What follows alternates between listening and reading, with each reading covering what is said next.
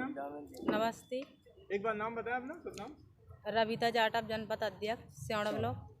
और कल जो है यहाँ पर ताले लगाए गए थे और आज ताले खोल दिए गए, तो क्या कारण हुआ जो कि खोल दिए गए, या आपका जी पता है? माननीय कलेक्टर साहब ने बोल दिया है कि 2 दिन में हम सीओ साहब को हटा देंगे, इसलिए आप ताले की चाबी नायब तहसीलदार मैम, अगर बात करें हम 2 दिन को सीईओ को हटाने की, आप लोग मान गए हैं कलेक्टर महोदय की बात पर, लेकिन आपके द्वारा एक आवेदन दिया गया था मतलब ये थाने में, तो उस पर क्या प्रकरण रहा? इसके बारे में हमारे जनपद सदस्य बात करें। सर एक बार शुभ नाम बता दें। मेरा नाम राम बहादुर सिंह गुर्जर है। पूरा प्रकरण क्या है सर, आप बताएं। हम लगभग 7-8 महीने से देख रहे हैं जनपद में, 7-8 महीने से लगातार हमारे सभी जनपद सदस्य, हमारी जनपद के अध्यक्ष, हमारी जनपद के उपाध्यक्ष इस सीओ से बहुत परेशान रहे। आज से 3-4 महीने पहले भी हम लोगों ने मीटिंग करके और उसको चेताया था, सचेत किया था कि तुम्हारे हिसाब से जनपद पंचायत सियाड़ा नहीं चलेगी। उसकी मनमानी जो है, काम करने का जो तरीका है सीओ का, वो जनहित में बिल्कुल नहीं है। सीओ अपनी मर्जी से, मन मर्जी से काम करना चाहता है। उससे हमारी आदरणीय अध्यक्ष, आदरणीय उपाध्यक्ष, हमारे जनपद के सभी सदस्य आहत हैं और बिल्कुल भी प्रसन्न नहीं है। हमने देखा कि लोकतंत्र में अधिकारी के भाव से काम करे तब ठीक होता है, लेकिन अधिकारी नेता बन के काम करे, अधिकारी पूरी मनमानी करे। हम लोग निर्वाचित होकर आए हैं और उसके बाद भी हमको मान और सम्मान न मिले तो ये बात ठीक नहीं है। एसडीएम के यहाँ आपने ज्ञापन दिया धरना प्रदर्शन का जी, धरना रखेंगे जी, उसके बारे में बताएं आप। हाँ, एसडीएम को लिख के दिया है कि हम धरने पे बैठने जा रहे हैं। फिर आपने धरना हटा दिया? नहीं, धरना नहीं, बैठे तो हैं अभी आपके सामने। हम लोगों ने धरना नहीं हटाया है। जिलाधीश महोदय का उनसे बात हुई, जिलाधीश महोदय ने कहा है कि आप जो है हम आपसे बात करते हैं और जब तक आप नहीं चाहोगे तब तक सीओ नहीं बैठेगा।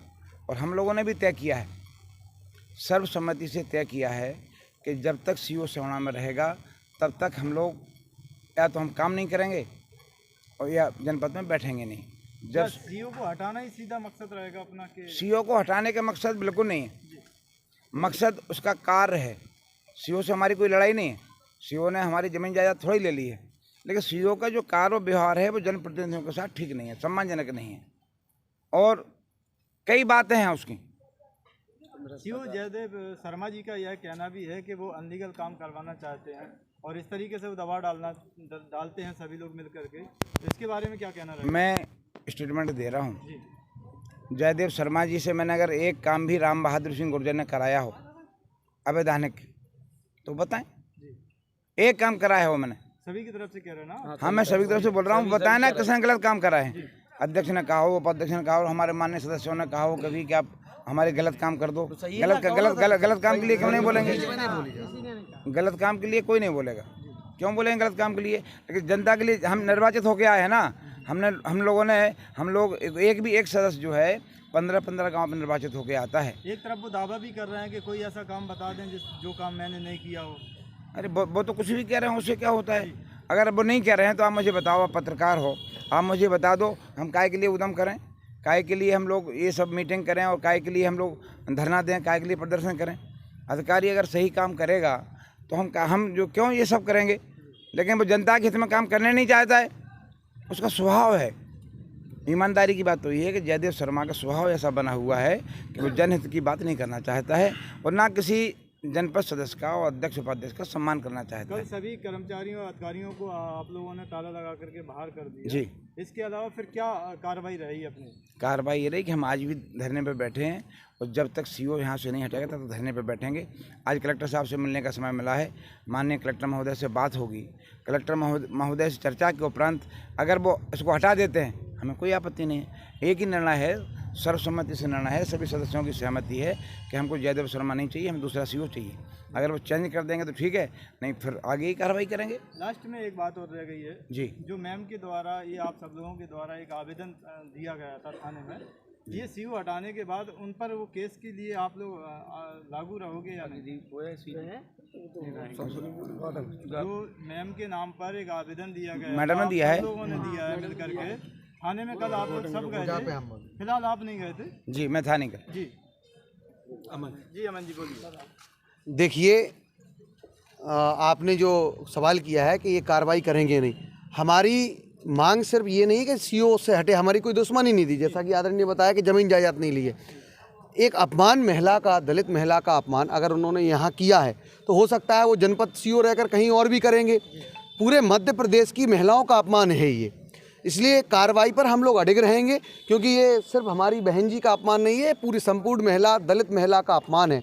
क्योंकि और भी जनपद पंचायतें हैं पूरे मध्य प्रदेश में जहाँ दलित महिला कार्य करती है जनपद अध्यक्ष के तौर पर, और अगर वो जनपद अध्यक्ष का अपमान करते हैं, हम लोग निश्चित तौर पर अपनी जो मांग है उस पर कार्रवाई करेंगे। क्योंकि अगर उनको यहाँ सबक नहीं मिला, वो यहाँ रहते हैं या नहीं रहते वो अलग का विषय। पहली बात तो हम लोग सभी लोगों की मांग है कि अगर वो यहाँ रहेंगे तो हम सब जनपद सदस्य अपनी जनता का कार्य नहीं कर पाएंगे, हमारे माननीय जनपद अध्यक्ष, जनपद उपाध्यक्ष जनता का कार्य नहीं कर पाएंगे। निश्चित तौर पर जनता हताश होगी। सेवड़ा जनपद की पूरी जनता के लिए दुख होगा, लेकिन माननीय हमें शासन प्रशासन से ये उम्मीद है कि वो ज़रूर जनता की बात सुनेंगे। हम सभी जनप्रतिनिधियों की बात सुनेंगे। एक जनप्रतिनिधि 5 से 8 हज़ार के ऊपर चुनकर आता है, तो ये निश्चित तौर पर हम सिर्फ जनपद सदस्यों की और जनपद अध्यक्ष उपाध्यक्ष की नहीं, ये आम जनता की भी एक मांग है कि ये जनपद सीईओ यहाँ से हटाया जाए। और निश्चित तौर पर हम लोग, हमारी बहन का जो अपमान हुआ है, उन्होंने ये कहा है कि उनको ABCD भी नहीं आती है। लोकतंत्र में इस तरह की भाषा का प्रयोग करना बहुत ही निंदनीय है। जहां सरकार महिलाओं को मजबूत कर रही है, आरक्षण दे रही है, हमारी बहन को आरक्षण देकर मजबूत किया, हम सभी लोगों ने उनको सदन का नेता माना है, हमारी नेता है, हमारी नेता का अपमान मतलब सभी